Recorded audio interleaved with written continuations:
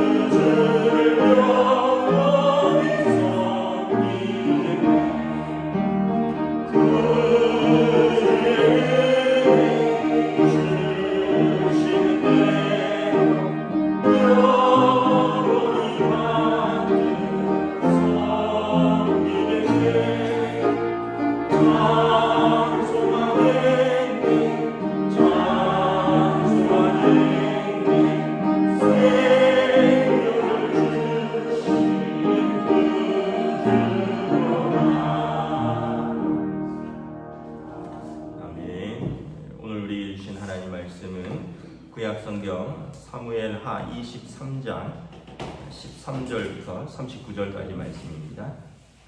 사무엘하 23장 13절부터 39절까지 말씀입니다. 다 찾으신 줄 알고 저와 여러분들이 한 절씩 교도하도록 하겠습니다. 사무엘하 23장 13절부터 39절입니다. 또 30두목 중에 세 사람이 곡식 뺄 때에 아둘람 굴에 내려가 다윗에게 나아갔는데 때에 블레셋 사람의 한 무리가 르바임 골짜기에 진쳤더라. 그때 다윗은 산성에 있고 그때 블레셋 사람의 요새는 베들레헴에 있는지라. 다윗이 소원하여 이르되 베들레헴 성문 곁 우물물을 누가 내게 마시게 할까 하매 새 용사가 블레셋 사람의 진영을 돌파하고 지나서 베들레헴 성문 곁 우물물을 길어가지고 다윗에게로 왔으나 다윗이 마시기를 기뻐하지 아니하고 그물을 여호와께 부어드리며 이르되 여호와여 내가 나를 위하여 결단코 이런 일을 하지 아니하리다.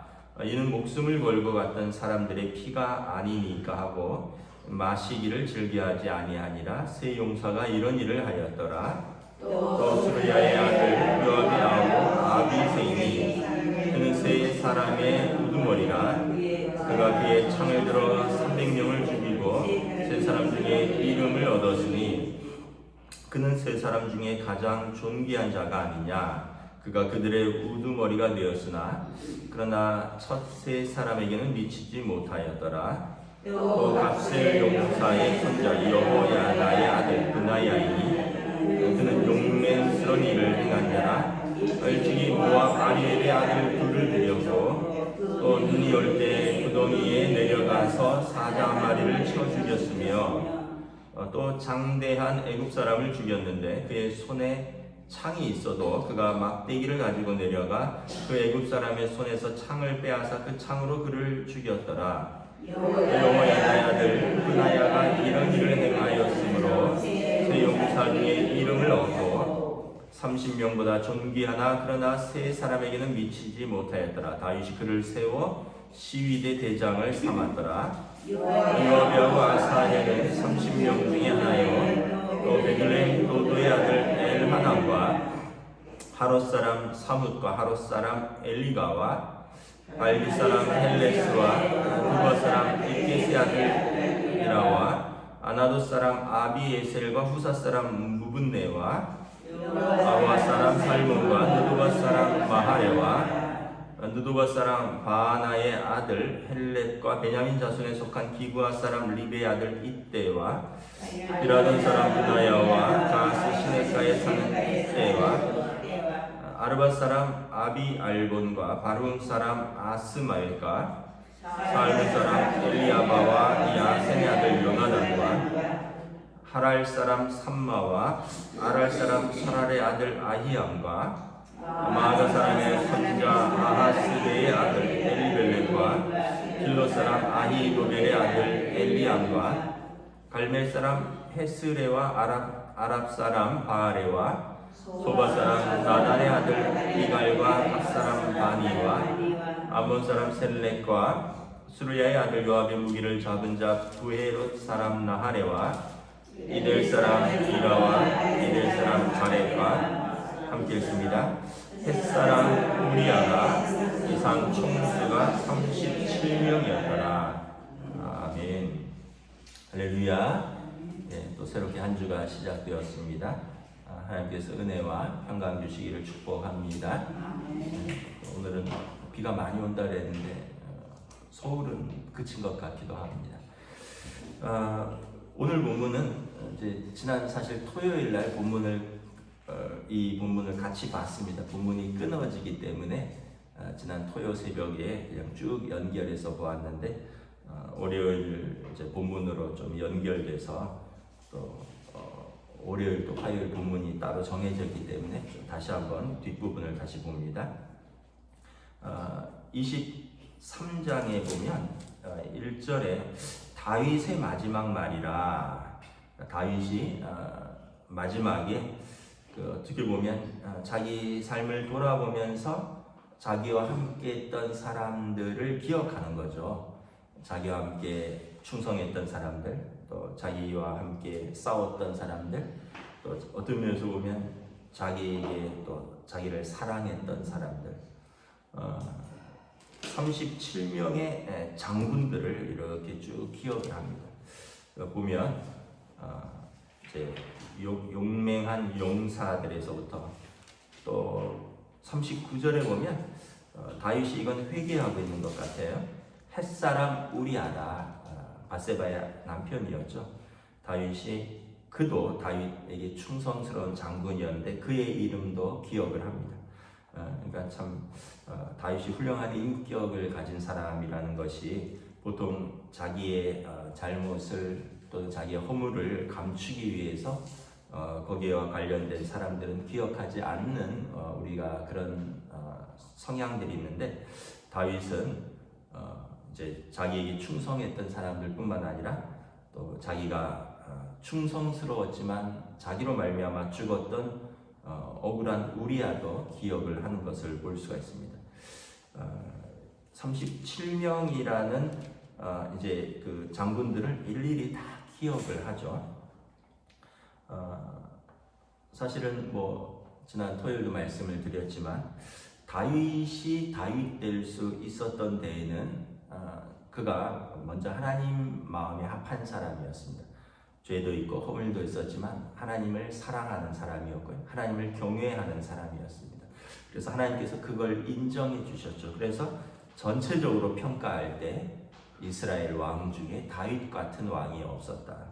네, 어떤 면에서 보면 뭐 좀 결정적인 뭐 흠결이라면 흠결, 또 뭐 죄라면 죄. 왜냐하면 뭐 바세바와의 그런 어떤 일들은 뭐 왕으로서는 뭐 하나님을 경외하지 않는 왕이라면 충분히 일어날 수 있는 일들이지만 하나님을 경외하는 왕으로서는 일어나서는 안 되는데, 그러함에도 불구하고 하나님께서 다윗의 전체적인 삶을 평가할 때 그는 하나님 앞에서 회개했고 하나님 앞에서 하나님의 뜻대로 살고자 노력했고 또 하나님 앞에서 하나님을 사랑했고 하나님을 의지했고 그리고 하나님께서 주신 그 뜻대로 나라를 다스리고 백성들을 사랑하려고 노력했다. 그래서 다윗 자신의 어떤 자질과 또 인격과 그의 성품을 하나님께서 그리고 사람들이 높게 평가하죠. 그래서 좋은 사람들 밑에 또 좋은 사람들이 함께하는 거죠. 그럼에도 불구하고 또 다윗에게 좋은 사람들이 있었기 때문에 또 다윗 왕국이 견고할 수 있었던 거죠. 뭐 이제 그 압살롬의 반란 때 다윗을 배반하고 넘어간 신하들도 무려 200명이나 있었다라고 성경은 기록하고 있습니다. 모사들도 있었고 제사장들도 있었고 장군들도 있었고, 그러니까 다 다윗과 함께한 것은 아니에요. 그러나 다윗이 이렇게 돌아보면 그래도 나와 함께 고생. 여기 보면 아둘람 공동체 사람들도 나옵니다. 아둘람 공동체는 그 이제 어떤 면에서 보면 다윗이 도망 다닐 때부터 고생했던 사람들이거든요. 13절에 보면 32명 중에 3사람은 곡식 뺄 때 아둘람 굴에 내려가 다윗에게 나아갔는데, 그러니까 옛날 아둘람 굴에서부터 고생할 때부터 함께 했던 이 장군들이라는 거죠. 그리고 이 사람들은 반역 때도 또 다윗 왕국이 번성할 때도 다윗이 도망 다닐 때도 함께 했던 장군들이라. 그러니까 이런 충성된 사람들이 있으니까 다윗이 얼마나 감사하겠습니까? 그리고 그 이름을 일일이 기억하고 기록하면서 감사를 표하는 것이죠. 또 15, 16절 이렇게 보면 뭐 지난 토요일도 말씀드렸지만 이 용사들은 생명을 아끼지 않고 다윗에 향하여 다윗이 전쟁 중에 목이 마를 때 자기들의 생명을 아끼지 않고 주군을 위해서 물을 가져. 우리 같으면 아마 그랬을 겁니다. 지금 뭐 물을 찾냐? 전쟁이 한창인데 그리고 무슨 다 목마르지 왕만 목마르냐? 좀 참지. 근데 다윗을 사랑했던 세 용사는 자기 목숨을 걸고 왕을 위해서 베들레헴 성 우물가로 와서 물을 기러 왔더니 또 다윗이 그것을 알아주죠. 당연한 듯이 받지 않습니다. 이것은 내가 어찌 이 물을 마시겠느냐? 이것은 우리 용사들의 피다. 내가 결단코 이런 물을 마시지도 않을 뿐만 아니라 아마 무심코 했던 것 같아요. 내가 목마르다 이러면서 내가 이런 일을 결단코 하지 아니하리라. 그러니까 다윗도 무심코 했던 말에 이렇게 목숨을 걸고 희생하고 했던 그 용사들을 보면서 내 한마디 한마디가 이렇게 중요하구나. 그러면서 내가 결단코 이런 일을 하지 아니하리라 또 하고 또 세 용사는 이런 일을 행하였더라 하고 기록을 하는 것을 볼 수 있습니다. 뭐 그 외에도 뭐 쭉 이렇게 뭐 우리가 뭐 말씀드렸지만 뭐 처음 들어본 사람들 이름이 대다수입니다. 몇 명의 유명한 장군들을 제외하고는 처음 들어본 사람들이죠. 그런데 이제 우리 삶에는 보면 이러한 이렇게 우리를 함께 했었던 이런 이름 모를 또 우리만 알고 또 하나님만 아는 그런 사람들이 모여서 함께 은혜를 이루면서 사는 것이죠. 그 고린도서에 이런 말씀이 있습니다. 성령 충만하면 하나님께서 우리에게 은혜로 주신 것들을 안다 이런 표현이 있어요. 그러니까 우리가 영의 사람은 성령 충만하면 하나님께서 우리에게 은혜로 주신 것들을 안다라는 거죠. 우리가 사람의 속성이 불평과 원망입니다. 원래가 그렇습니다. 특별히 더 섭섭할 필요도 없고요. 또 뭐 특별히 더 뭐 실망할 필요도 없어요. 원래 그게 사람의 속성입니다. 제가 언젠가 말씀을 드렸지만 경로대학 할 때 제가 전에 교회에서 분명히 제목은 칭찬하기라 했습니다. 뭐 여러 번 말씀을 드렸지만 우리 칭찬합시다라는 그런 프로그램이었어요. 그래갖고 이제 나와서 한두 분씩 이렇게 칭찬할 때 어떤 분들이 이제 나와서 우리 아들은 이렇게 효자라고 때 되면 이렇게 나를 모시고 어디 간다고 우리 며느리는 이렇게 효자라고 이 옷도 우리 며느리가 사준 거라고 뭐 이러면서 칭찬 한 3명쯤 했는데 어느 순간 갑자기 분위기가 바뀌었어요. 나오더니 아까 들어보니 누구 아들은 그렇게 엄마를 그렇게 위한다는데 우리 아들은 한 달째 전화도 불여자는 놈이라고. 그랬더니 또 그 다음 분은 나와서 우리 며느리는 아까 누구 며느리는 뭐 예쁜 옷도 사주고 그런다는데 우리 며느리는 애가 지 새끼만 알지 아주 양통머리 없고 그래서 제가 이렇게 진행을 하다 보니까 가만히 놔두면 이게 칭찬하기인데 이게 원망하기 프로그램이 되겠어요. 그래서 중간에 끊었어요. 근데 이제 이런 것은 있어요. 이제 연세가 많이 드시면 섭섭한 게 많은 것 같아요. 뭐 연세가 많이 드시면 지난날 이렇게 살아왔던 것들, 내가 수고했던 것들, 내가 베풀었던 것들, 뭐 이런 것들이 있잖아요. 자녀들에 대해서 특별히 자녀들에 대해서 부모가 다 베풀잖아요. 아낌없이 베풀고 아낌없이 사랑해줬는데 나중에 노년에 연세가 드시고 보니까 아니 자녀들은 또 자기 자녀들이 있고 자기 가정이 있고 부모에게 옛날만큼 신경을 못 쓰는 거죠. 그러다 보니까 이제 생각해보니까 괘씸한 것들이 많은 거죠. 그래서 그 칭찬하기 프로그램이 원망하기, 불평하기로 끝난 적이 있어요. 그때 깨달은 게 우리는 의도적인 훈련을 해야 된다. 의도적인 노력을 해야 된다. 영의 사람은 성령의 사람은 하나님께서 우리에게 주신 것을 은혜로 알고 감사로 받는다는 거죠. 그래서 우리가 여러분 사실은 늘 이야기하지만 50대 50입니다. 항상 은혜 50이고요. 그리고 스트레스 50입니다. 근데 여기서 1%를 더 가져가면 되는 거예요. 은혜 쪽으로 조금 더 가져가면 나머지 49%가 남아있지만 전반적으로 내 삶에 은혜가 크다 이렇게 고백을 합니다. 그런데 반면에 은혜가 있고 뭐 원망, 불평, 스트레스가 50% 똑같아요 항상. 그런데 이쪽에 1%가 더 가면 사람들은 생각하기 내 인생 원망, 불평, 힘들고 어려움, 실패했다 이렇게. 근데 사실은 그렇지 않아요. 거의 다 모든 사람이 절반입니다. 근데 어느 쪽을 더 가져가느냐에 이것은 나의 선택이기도 하고요. 내 마음의 상태이기도 합니다. 하나님께서 주신 것을 은혜로 받으면 그래 뭐 어려움도 있었고 또 고난도 있었지만 돌아보면 하나님의 은혜다 이렇게 고백을 하는 거고요. 은혜가 떨어지면 뭐 좋은 때도 있었던 것 같은데 돌아보면 뭐 실패다. 돌아보면 별로 남는 거 없다. 그러면 이제 그 마지막이 초라해지고 그 마지막에 감사가 없어지는 거죠. 사실 다윗의 인생을 쭉 돌아보면 감사할 것이 더 많았을까 아니면 또 좀 낙심할 일이 더 많았을까를 생각을 해봅니다. 물론 이제 다윗 왕이 왕으로서 뭐 이제 이스라엘의 가장 위대한 왕으로 살았으니까 감사할 일이 더 많았다라고 생각할 수 있지만 이게 은혜가 없으면 그렇지 않습니다. 그리고 또 뭐라 그럴까, 은혜를 기억하지 않으면 아무리 좋은 일이 있어도 그 힘든 일이 있으면 다 덮여버립니다. 앞에도 말했듯이 사울 왕에게 그 쫓겨가 다닐 때 그때 그 얼마나 원망이 심했겠을까.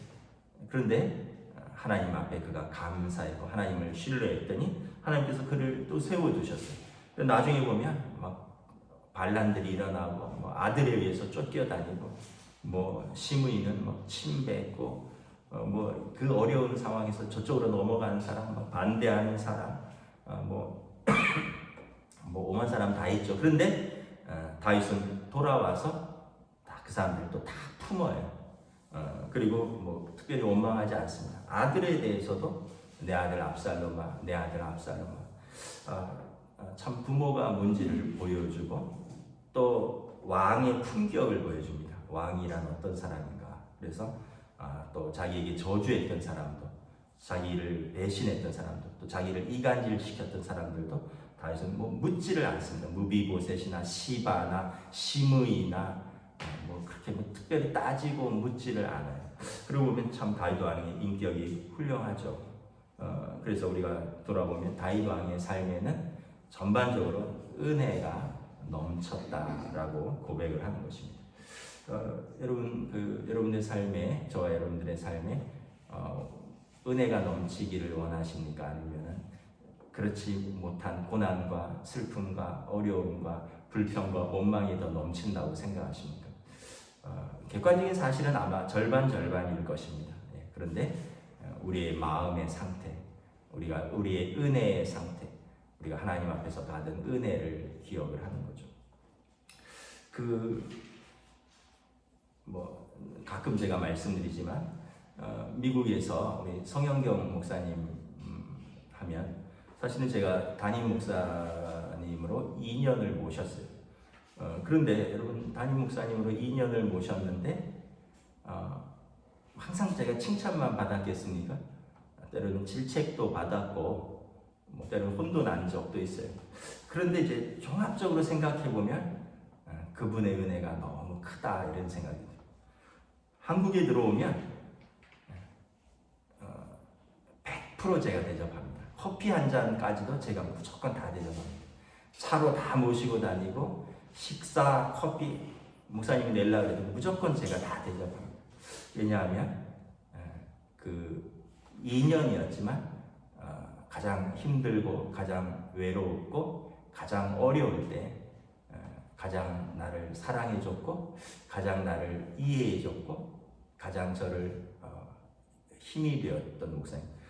근데 또 가만히 따지고 보면 목사님 그때 그런 걸로 화를 내셨나, 그런 걸로 나를 또 뭐라 그러셨나. 왜냐하면 교회 일을 하다 보면 행정적인 일도 있고 뭐 행사들도 하다 보니까 제가 수련회 또 진행하기도 했고 여러 가지 함께 신방도 하고 이러면 이제 아무래도 또 담임 목사로서 부목사한테 또 가끔 질책도 하기도 하고 뭐라 싫은 소리도 할 때가 있어요. 근데 그런 얘기하면 또 되게 섭섭했었던 때도 있는데 근데 이제 종합적으로 보면 은혜가 훨씬 크다 이런 생각을 합니다.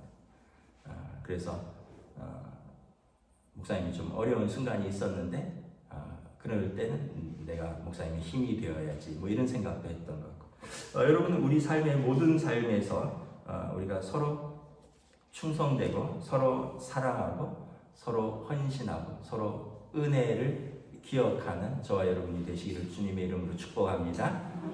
그럴 때 우리 삶이 아름답게 가꾸어지고 우리의 마지막에 다윗처럼 우리의 마지막에 이런 아름다운 고백을 할 수 있을 것입니다. 기도하겠습니다. 주님의 은혜를 감사합니다. 다윗 왕의 마지막 말이라 자기와 함께 수고했고 자기와 함께 헌신했고 자기와 함께 어려울 때 대적에 맞서 싸웠고 그리고 어려울 때 또 자기를 버리지 아니하고 자기와 더불어 생명을 아끼지 않았던 그런 부하들의 이름을 한 명 한 명 다 기억하고 기록합니다. 그 중에는 우리아도 있었던 것을 기억합니다. 정말 본인은 우리아에게 실수했지만 우리아는 나에게 있어서 충성스러운 신하였다. 이런 고백 속에서 참으로 다윗은 은혜를 아는 사람이고 그리고 자기에게 주신 사람들을 아끼고 사랑하는 사람이었구나.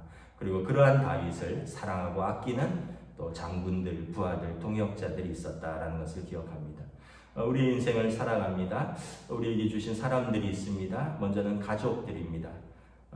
가족들도 실망스러울 때도 있고 힘들 때도 있지만 우리가 가족이기에 끝까지 사랑하고 포기할 수 없는 사랑을 우리가 베풉니다. 또한 그런 사랑을 받습니다. 또 우리가 영적 가족인 성도들이 있습니다.